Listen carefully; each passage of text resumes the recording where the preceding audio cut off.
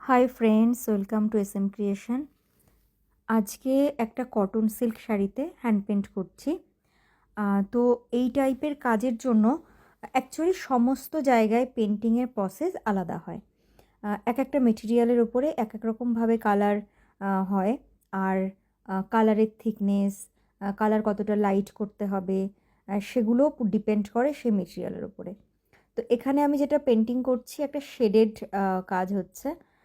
তো এর ওপরে যদি কালার খুব লাইট করে নেওয়া হয় তাহলে খুব বেশি, যেহেতু ডার্ক কালার, তো খুব বেশি যে স্প্রেড করার ভয় থাকছে সেটা কিন্তু নয়।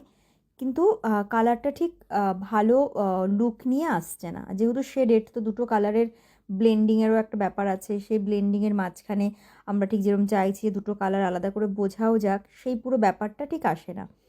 তো সেই জন্যই আমি কালারটাকে একদম লাইট করিনি, খুব হালকা ভাবে অল্প অল্প কালার নিয়ে দেখো কীরমভাবে এখানেই মিক্স হচ্ছে, আলাদা করে কালার প্যালেটে মিক্স করা হয়নি।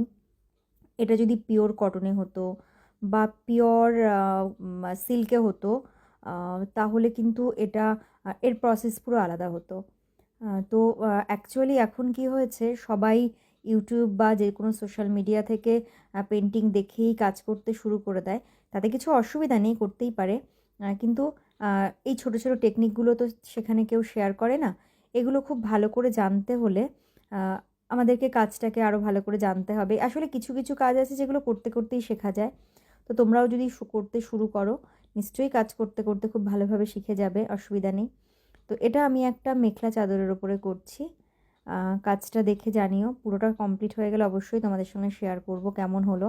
আর ছোটো ছোটো এরকম ট্রিক জানার জন্য আমাদের চ্যানেলটাকে প্লিজ ফলো করো এবং সঙ্গে থেকো।